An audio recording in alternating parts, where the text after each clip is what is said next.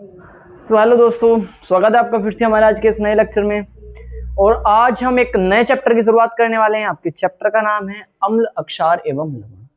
जो कक्षा 10 के यूपी या बिहार बोर्ड के बच्चे हैं उन दोनों के लिए चैप्टर बहुत इंपॉर्टेंट है और बड़ा इंटरेस्टिंग और बड़ा मजेदार चैप्टर है। ठीक है, एकदम फील के और थ्योरी के साथ मजे के साथ पूरे चैप्टर को हम खत्म करेंगे जैसे हमने पिछला चैप्टर फिनिश किया था। ठीक है, तो सबसे पहली हेडिंग आपको डालनी है कि अम्ल।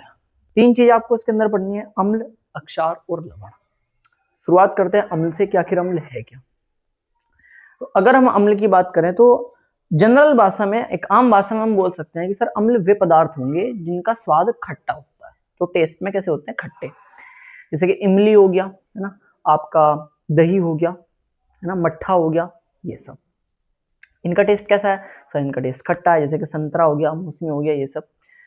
तो कहने वाली बात यह है कि इनके अंदर जो होगा, इनके अंदर एसिड पाया जाएगा। क्या पाया जाएगा? एसिड। इनके एसिड वही पदार्थ हैं जो स्वाद में खट्टे होते हैं। तो जो दही होगी, ये सब चीजें हैं जो खट्टे हैं, इनमें क्या है? एसिड है, यानी कि अम्ल है। क्लियर? लेकिन एक अच्छी सी भाषा में अगर हम बोल लें तो क्या होगा? देखो, एक जनरल भाषा में मैं आपको और बताऊं, एक साइंस की भाषा में अगर मैं आपको बोलना चाहूं तो अम्ल वे सारे के सारे पदार्थ हैं जिनको पानी में डालने पर H+ आयन मिलता हो। कौन सा आयन मिलता हो? H+ आयन मिलता हो। अब सर ये H+ आयन क्या है? ये इसमें से एक इलेक्ट्रॉन भाग चुका है, तो एक तरीके से प्रोटॉन है। ये क्या है? प्रोटॉन है। ठीक है, इलेक्ट्रॉन, प्रोटॉन और न्यूट्रॉन, आपने 3 अल्फा पार्टिकल्स के बारे में सुना होगा, फंडामेंटल पार्टिकल्स के बारे में सुना होगा। ठीक है, मूलभूत कण है जो, उसमें से ये जो वाला है ये प्रोटॉन है। ये क्या है? प्रोटॉन है। क्लियर है बात? बहुत बढ़िया। तो चलिए, अब सिर्फ इतना याद रखना है कि H+ एक तरीके से प्रोटॉन है। तो पहले अगर हम इसकी परिभाषा लिखना चाहें तो क्या लिखेंगे? वे पदार्थ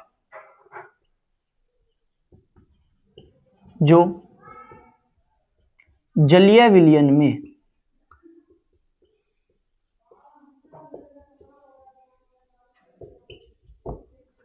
H+ आयन देते हैं।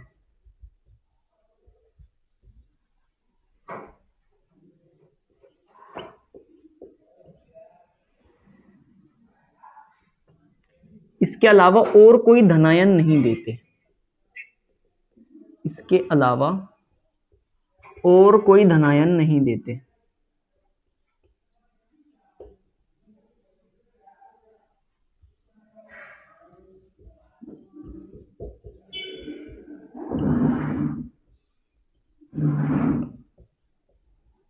अम्ल कहलाते हैं। ठीक है, इसके आगे आप लिख लेना, अम्ल कहलाते हैं। वे सारे के सारे पदार्थ, जो भी कोई सा भी पदार्थ हो, वे सारे के सारे पदार्थ जो जलीय विलयन में, जलीय विलयन का मतलब क्या है कि पहले पानी में हम उसे डाल रहे हैं। ठीक है, क्या में? पानी में डाल रहे हैं। एक लाइन में भी लिख के दिखाऊंगा कि शॉर्ट नोट्स आप बनाकर कैसे याद रख सकते हो एक लाइन में। H+ आयन देते हैं, इसके अलावा और कोई धनायन नहीं देते। यानी कि सिर्फ पॉजिटिव में। आवेश 3 प्रकार के होते हैं। एक तो धनायन होता है जिस पर प्लस आवेश होता है, एक ऋणायन होता है, एक जिस पर माइनस आवेश होता है, और तीसरा जो होता है हमारे पास वो आवेश रहित होता है, इस पर कोई आवेश नहीं होता, जीरो। ठीक है, तो धनायन यानी कि सिर्फ प्लस में H पर ही होगा, इसके अलावा और किसी पर प्लस नहीं होगा। माइनस हो सकता है, माइनस हो सकता है, प्लस नहीं होगा, प्लस सिर्फ H पर होगा। तो ऐसे पदार्थों को हम क्या बोलते हैं? अम्ल बोलते हैं। अब सिंपल सी भाषा में अगर हम लिखना चाहें तो हम कैसे लिख सकते हैं सर? हम कुछ ऐसे लिख सकते हैं, देखो कि एसिड मेरे पास जो होंगे, यानी कि जो अम्ल होंगे, अगर हम उन्हें पानी में डाल देंगे, क्या में डाल देंगे? पानी में डाल देंगे, तो वो हमें H+ आयन देंगे। H+ आयन देंगे। इसके अलावा कोई ऋणायन हो सकता है, कोई निगेटिव आयन हो सकता है, इसके अलावा कोई ऋणायन भी होगा। ठीक है, कोई ऋणायन भी हो सकता है। ऋणायन से मतलब नहीं है हमें, मतलब है H+ आयन से। ठीक है, आयन को आप हिंदी में आयन लिख सकते हो, एसिड को हिंदी में अम्ल बोलते हैं। क्लियर बात? तो इसे आप एक लाइन में भी लिखकर ऐसे भी याद कर सकते हो कि सर अम्ल वे पदार्थ हैं जिन्हें जलीय विलयन में, जो जलीय विलयन में, जिन्हें पानी में डालने पर, H2O किसका फॉर्मूला है? पानी का। जिन्हें पानी में डालने पर H+ आयन प्राप्त होता है, इसके अलावा और कोई धनायन नहीं मिलता। देख लो, उसमें और कोई धनायन नहीं है, ऋणायन है। ऋणायन हो सकता है, धनायन नहीं होने का। तो ऐसे पदार्थों को हम क्या बोलते हैं? अम्ल बोलते हैं। एक सिंपल सी लाइन में पूरी की पूरी डेफिनेशन खत्म, याद भी करने की जरूरत नहीं है। बहुत बढ़िया। एग्जाम्पल क्या है सर इसके? उदाहरण बता दीजिए। उदाहरण तो मैं आपको बहुत सारे बता चुका हूं, जैसे कि आम भाषा में अगर बोलना हो तो आपका कर्ड हो गया, इनके दही होगी, ये सब। लेकिन आपको एक बेहतरीन तरीके से लिखना है तो एक एग्जांपल होगा HCl, केमिकल की फॉर्म में लिखना है HCl। इसका नाम आप याद रखेंगे आगे से, हाइड्रोक्लोरिक अम्ल। हाइड्रो क्लोरिक अम्ल, ठीक है, इसका नाम आप याद रखोगे आगे से। दूसरा है H2SO4, यह सल्फ्यूरिक अम्ल। नाम काफी इंपॉर्टेंट है इनके, याद रखना जरूरी है, ध्यान रखना, नहीं तो आगे आप जब अगले लेक्चर देखोगे उसमें दिक्कत आएगी। सल्फ्यूरिक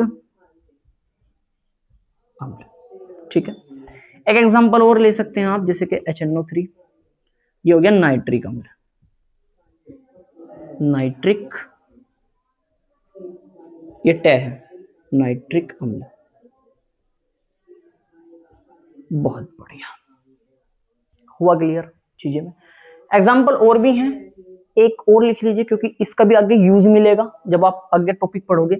अगला है CH3COH, इसे बोलते हैं एसिटिक अम्ल, और ये बहुत खास है, बहुत इंपॉर्टेंट है। और इसका फॉर्मूला आपके प्रीवियस ईयर क्वेश्चन पेपर में, यानी कि यूपी बोर्ड का, बिहार बोर्ड में, दोनों में ये क्वेश्चन MCQ में भी आया हुआ है कि एसिटिक अम्ल का क्या सूत्र है, या कौन सा एक दुर्बल अम्ल है। दुर्बल अम्ल और प्रबल अम्ल के बारे में भी हम बात करेंगे। तो कौन सा दुर्बल अम्ल है, तो एसिटिक अम्ल है। एसिटिक अम्ल का सूत्र क्या है, तो CH3COH है, ठीक है। ये सब इसे उतार लीजिए। इसके बाद हम बात करेंगे, अम्ल दो प्रकार के होते हैं। अगली अगली उससे लाइन से आप क्या लिखोगे, अम्ल दो प्रकार के होते हैं।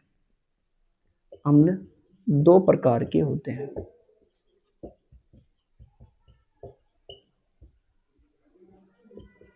अभी कौन कौन से, एक प्रबल अम्ल होता है और एक दुर्बल अम्ल होता है। हम डायरेक्ट हेडिंग बनाकर आपको बताएंगे प्रबल अम्ल कौन सा है, दुर्बल अम्ल कौन सा है। एक बात है, मेरी बात ध्यान से सुनो कि आखिर प्रबल में और दुर्बल में हम क्यों बांट रहे हैं, क्या मतलब है सर, किस चीज का। भाई हमने इसको एसिड को, जैसे मान लो मैंने HCl को पानी में डाल, अभी आपके पास एग्जांपल है HCl, ठीक है। आपने HCl को पानी में डाल दिया सर, जैसे ही पानी में डाला तो आपको पता ही है H+ आयन देगा, और इसके अलावा कोई निगेटिव आयन भी देगा, और वो निगेटिव आयन कौन है, यहाँ पे Cl है, यानी कि Cl- भी देगा, H+ आ गया। अब ये प्रबल अम्ल है, ये कैसे पता चला, हमें ऐसे पता चलेगा कि पूरे तरीके से 100% आयनित हो जा रहा है। 100 नहीं कह सकते, 95%, 99% ये आयनित हो जा रहा। आयनित हो जा रहा का मतलब है कि ये बहुत जल्दी पानी में टूट रहा है, और बहुत ज्यादा मात्रा में, पूर्ण रूप से आयनित होकर बहुत ज्यादा मात्रा में क्या दे रहा है, H+ आयन दे रहा है, बहुत ज्यादा मात्रा में। जो ज्यादा मात्रा में H+ आयन देगा वो बढ़िया एसिड होगा, बढ़िया अम्ल होगा। लेकिन कुछ एसिड ऐसे भी हैं जैसे कि CH3COH, जो कम मात्रा में H+ आयन देते हैं, पूर्ण रूप से आयनित नहीं होते, जो यही 30% से लेकर कुछ 60-65% तक ही क्या होते हैं, आयनित होते हैं। पूरा का पूरा 90%, 95-100% आयनित नहीं होते हैं। क्लियर है बात। तो इस आधार पर हमने अम्लों को दो भागों में बांट दिया। एक ऐसे अम्ल जो पूर्ण रूप से जल में आयनित होकर ज्यादा H+ आयन देते हैं, प्रबल अम्ल कहलाते हैं। और दूसरे कौन से होंगे, वे अम्ल जो जल में आंशिक रूप से आयनित होकर कम मात्रा में H+ आयन देते हैं, दुर्बल अम्ल कहलाते हैं। फटाफट से उतार लीजिए, फिर हम आगे टॉपिक लिखते हैं। तो जैसे कि मैंने आपको अम्ल के दो प्रकार बताए थे, एक प्रबल अम्ल और एक दुर्बल अम्ल। थ्योरी में क्या लिखोगे, वही कि ये पूर्ण रूप से आयनित होकर ज्यादा H+ आयन दे रहे, ये आंशिक रूप से आयनित होकर कम H+ आयन दे रहे, सिंपल सा है।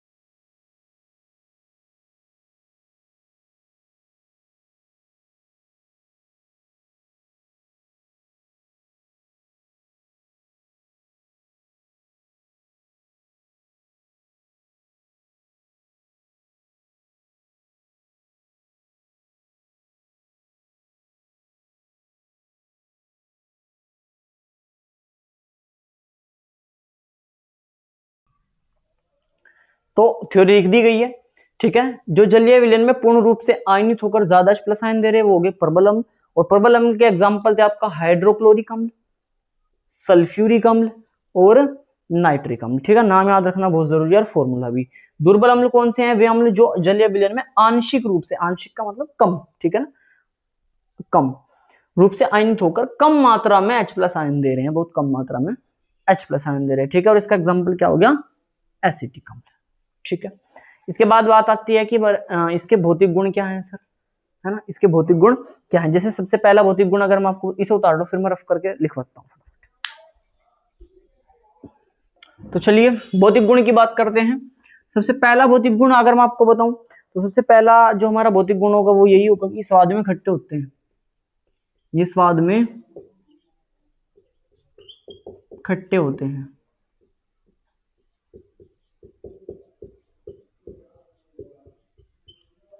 ओके सर, दूसरा क्या होगा? दूसरा यह है कि इनका जो पीएच है, अब ये पीएच क्या है ये मैं आपको अगले वाले लेक्चर में बताऊंगा, ठीक है ना, आने वाले लेक्चर में। अभी तक सिर्फ आपको याद रखना है इनका पीएच मान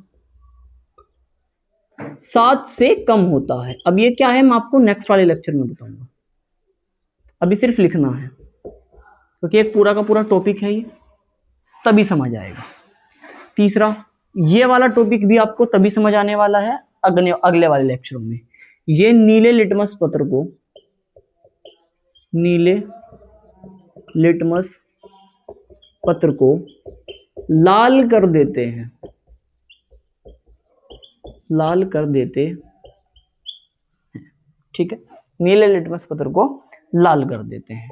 चौथा लिखना हो तो आप लिख सकते हो जलीय विलयन में H प्लस आयन देते हैं, जलीय विलयन में H प्लस आयन देते हैं। बहुत बढ़िया। अब जैसे कि इसमें पूछा गया है कि नीले लिटमस पत्र को लाल कर देते हैं, ये क्या है सर? लिटमस पत्र देखो एक स्पेशल टाइप का पेपर होता है, एक स्पेशल टाइप का पेपर होता है जो कि स्पेशल टाइप के पेड़ से बनता है। ठीक है, दो कलर होते हैं इसके, एक नीला होता है और एक लाल होता है। अगर आप नीले लिटमस पत्र को किसी एसिड के अंदर डाल दोगे, नींबू के रस के अंदर डुबा दो, संतरे के रस के अंदर डुबा दो, या किसी एसिड के अंदर डुबा दो, तो उसका कलर जो है ना एकदम से बदल जाता है और वो लाल में चेंज हो जाता है, नीले से एकदम लाल में। किस चीज के लिए यूज किया जाता है? मान लो आपके पास कोई विलयन दे दिया गया कि भैया आपके पास दो विलयन है, एक विलयन ए और एक विलयन बी, जिसके बारे में आपको पता नहीं है। ठीक है, आपको अब ये टेस्ट करके बताना है कि बताओ इनमें से कौन से में अम्ल भरा हुआ है, विलयन ए में अम्ल है, सॉरी हाँ, विलयन ए में अम्ल है या फिर विलयन बी में अम्ल है। टेस्ट करना हो आपको लैब के अंदर, तो आप कैसे पता करोगे कि जो विलयन है वो अम्ल है? तो आप क्या करोगे, एक नीला लिटमस पेपर उठाओगे, एक नीला लिटमस पत्र उठाओगे और दोनों में बारी बारी से डुबाओगे। मान लो आपने पहला ए में डुबाया, उसका कलर चेंज नहीं हुआ, वो नीला का नीला ही रहा। फिर आपने उसी लिटमस पत्र को बी में डुबाया और बी में डुबाते आप क्या हो गया कि उसका कलर चेंज हो गया, वो रेड हो गया, रेड हो गया यानी कि लाल हो गया। अब आपको पता चलेगा कि हाँ विलयन बी ही अम्लीय विलयन है। क्यों? क्योंकि अम्लीय विलयन ही नीले लिटमस पत्र को लाल करते हैं। ठीक है, इसलिए इसका उपयोग किया जाता है। हालांकि आपको काफी हद तक यही समझ आ गया होगा, यही पूरा टॉपिक है जो हमारा लिटमस पत्र वाला रहने वाला है। तो आज का लेक्चर एकदम छोटा सा लेक्चर था, थोड़ा इंट्रोडक्शन वाला लेक्चर था। आज के बारे में हमने अम्ल के प्रकार, उसके भौतिक गुण पढ़ लिए हैं। ठीक है, आने वाले लेक्चर में हम अक्षार के बारे में फिनिश करेंगे, अक्षार, उसके प्रकार, उसके भौतिक गुण। ठीक है, ये सब फिनिश करने वाले हैं और प्रयास करेंगे फिर अम्ल के और अक्षार के दोनों की रासायनिक जो वो है अभिक्रिया, रासायनिक गुण है वो भी खत्म कर दे, जो कि काफी इंपॉर्टेंट है। ठीक है, सो अब मिलेंगे हम नेक्स्ट सेक्शन में, तब तक के लिए ओके बाय।